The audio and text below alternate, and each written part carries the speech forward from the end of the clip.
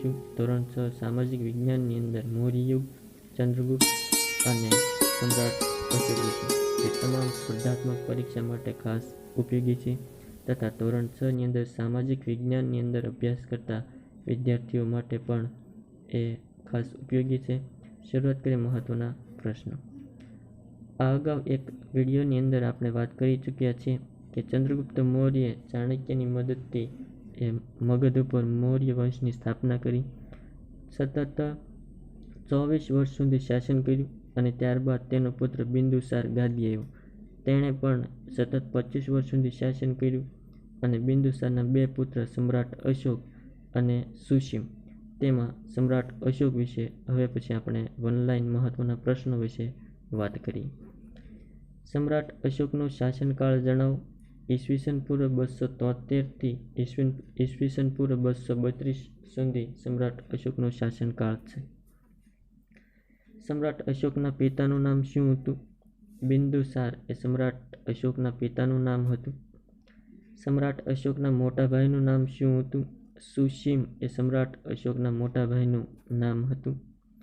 સમ્રાટ અશોકે કેટલા વર્ષના સંઘર્ષ બાદ રાજધાની પાટલીપુત્રની ગાદી સંભાળી હતી? સતત 4 વર્ષ સુધી સંઘર્ષ કર્યો અને ત્યારબાદ ચોથા વર્ષે એણે ગાદી સંભાળી હતી.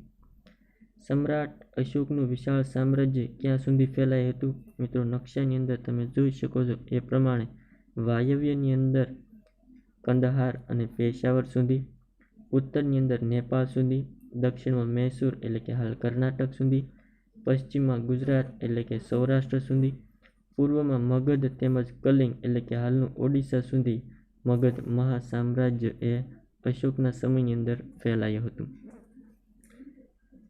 કલિંગ ક્યારે મગધ સામ્રાજ્યનો એક ભાગ હતું? નંદ રાજાઓના સમય દરમિયાન કલિંગ એક મગધ સામ્રાજ્યનો જ ભાગ હતું. સમ્રાટ અશોકે કલિંગ પર ચડાઈ કરી ત્યારે કલિંગનો રાજા કોણ હતો? રાજા જયંત. જ્યારે સમ્રાટ અશોકે કલિંગ પર ચડાઈ કરી ત્યારે કલિંગનો રાજા હતો જયંત. સમ્રાટ અશોકનો રાજ્યાભિષેક બાદ કેટલા વર્ષે કલિંગ પર ચડાઈ કરી હતી? 8મા વર્ષે એ કલિંગ ઉપર ચડાઈ કરી હતી. અશોકે કયા વર્ષે કલિંગ પર ચડાઈ કરી હતી? ઈસવીસન પૂર્વ 261 ની અંદર કલિંગ ઉપર સમ્રાટ અશોકે ચડાઈ કરી હતી. સમ્રાટ અશોકના જીવનનું અંતિમ યુદ્ધ કયું હતું? કલિંગનું યુદ્ધ એ સમ્રાટ અશોકના જીવનનું અંતિમ યુદ્ધ હતું. કલિંગના યુદ્ધ પછી અશોકે કયો ધર્મ અંગીકાર કર્યો હતો? કલિંગના યુદ્ધ પછી સમ્રાટ અશોકે બૌદ્ધ ધર્મ અંગીકાર કર્યો હતો. અશોકના મોટા ભાગના અભિલેખોની ભાષા કઈ હતી? પ્રાકૃત ભાષા એ મોટા ભાગના અભિલેખોની અંદર જોવા મળે છે. સમ્રાટ અશોકના મોટા ભાગના અભિલેખોની લિપિ કઈ છે? બ્રાહ્મી લિપિ. મિત્રો, અહીંયા લિપિ અને ભાષા બંને અલગ છે. આધુનિક ભારતની મોટા ભાગની લિપિઓ કઈ લિપિમાંથી વિકસી છે? બ્રાહ્મી લિપિ. આધુનિક ભારતની અંદર મોટા ભાગની લિપિઓનો ઉદ્ભવ થયો એ મૂળ બ્રાહ્મી લિપિમાંથી થયેલો છે. કલિંગના યુદ્ધમાં કેટલા લોકો માર્યા ગયા હતા? 1 લાખથી વધુ લોકો માર્યા ગયા હતા અને 1.5 લાખ લોકોને કેદ પણ કરાયા હતા.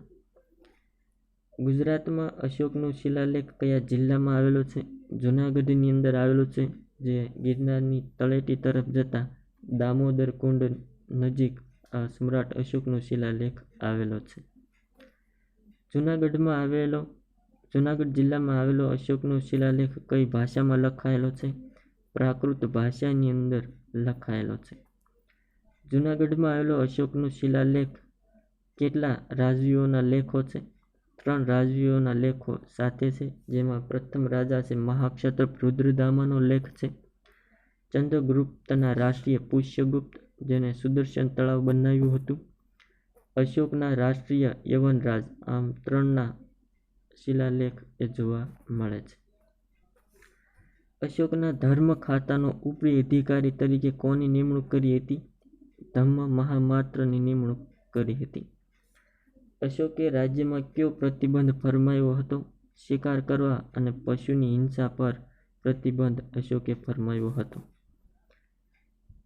અશોકે કોના અધ્યક્ષપદે ત્રીજી બૌદ્ધ પરિષદ બોલાવી હતી? મોગલીપુત્ર તિસ્ય અથવા તિસ્સાના અધ્યક્ષપદે સમ્રાટ અશોકે આ ત્રીજી બૌદ્ધ ધર્મ પરિષદ બોલાવી હતી.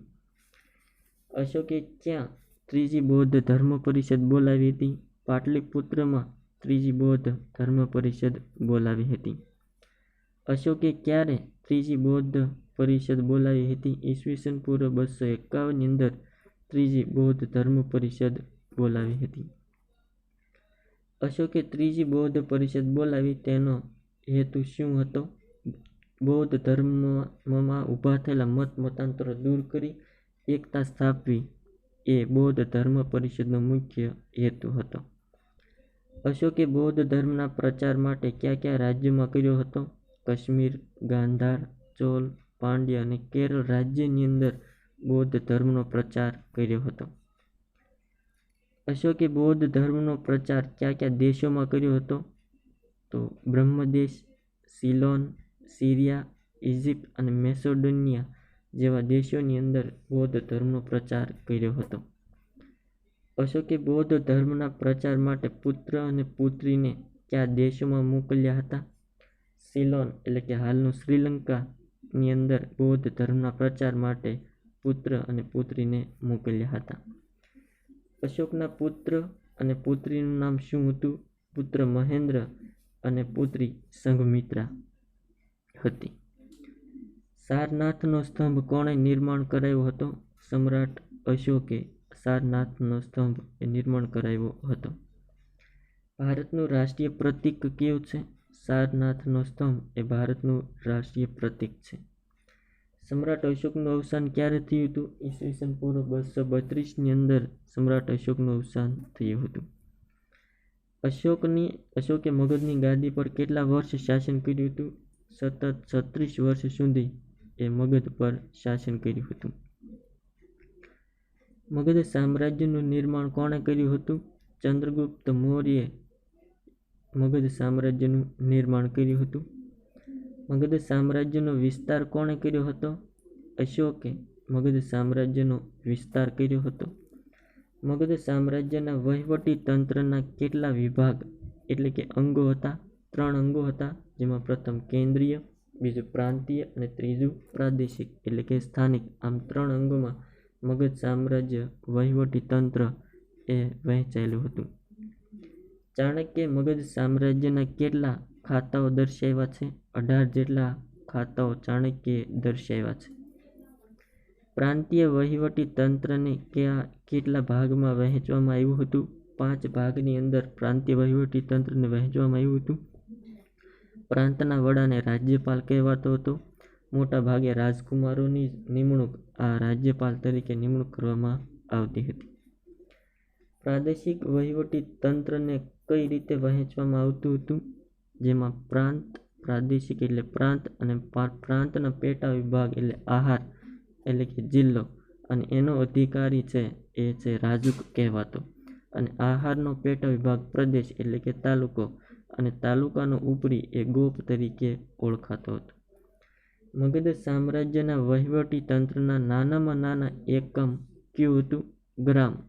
અને ગ્રામનો ઉપરી હતો ગ્રામણી.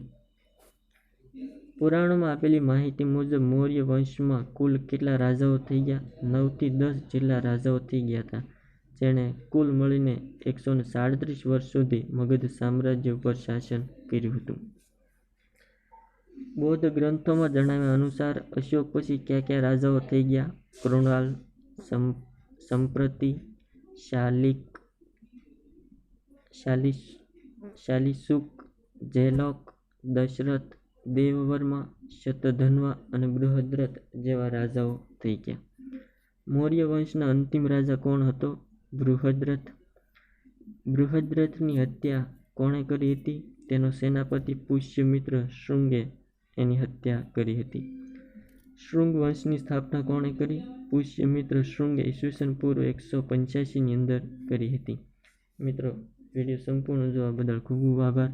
વિડીયો તમને પસંદ આવ્યો તો લાઈક કરો, શેર કરો અને એક્ટિવ ઓનલાઈન યુટ્યુબ ચેનલને સબસ્ક્રાઈબ કરો. જોતા રહો મિત્રો એક્ટિવ ઓનલાઈન.